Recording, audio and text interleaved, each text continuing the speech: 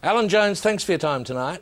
It's good to talk to you, Brian. Oh, wow, hang on, that is very loud. That is very loud. Yeah. I'm not talking loudly, Brian. This is my normal speaking voice. That's your normal voice level? Yeah, I talk like this all the time, Brian. Hang on a second. Don, can we turn him down, please? It's very loud. You invite me on your program and then you don't want to hear what I've got to say. That's a cracker, Brian. No, we do want to hear what you've got to say, but it's distorting, actually, Mr. Jones. How dare you?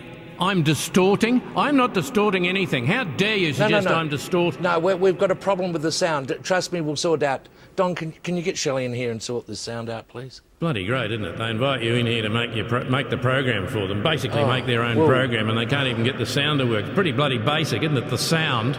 Can we turn him down? For goodness sake. Can we turn him down, please? This bloke, you know about this bloke, don't you? This Brian. This bloke who's on screen now, he's a crook. He's one of the biggest crooks in the country, this bloke. I beg your pardon, I am not a crook, Alan Jones. Do you mind? I'm having a private conversation here. You're not having a private conversation, you're on television. I might be on television, but let me assure you, I am having a private conversation with a private secretary, Brian. Charter flight rules. Charter house rules. Well, you know, you're entitled to your view, Brian. I'm bound to say a lot of people don't agree with you. God, it's loud. Mr. Jones, are you aware of the criticism John Laws made against you about the comments you made about the Prime Minister? Criticism who made against me? John Laws. Oh, yeah, I saw Mr. Laws on your show a couple of nights ago.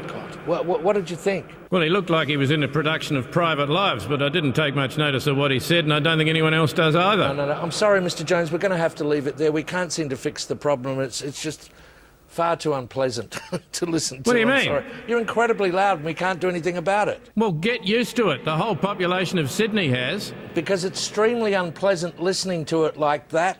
And, by the way, the population doesn't all live in Sydney. Was that my fault? I'm to blame, am I? Because half the population of Australia hasn't got the brains to live in Sydney. Well, what's the advantage of living in Sydney? I am. Thanks for your time. Can we just... What a bloody idiot. He's a crook and a fool. Righto, let's go to dinner. I'm out of here.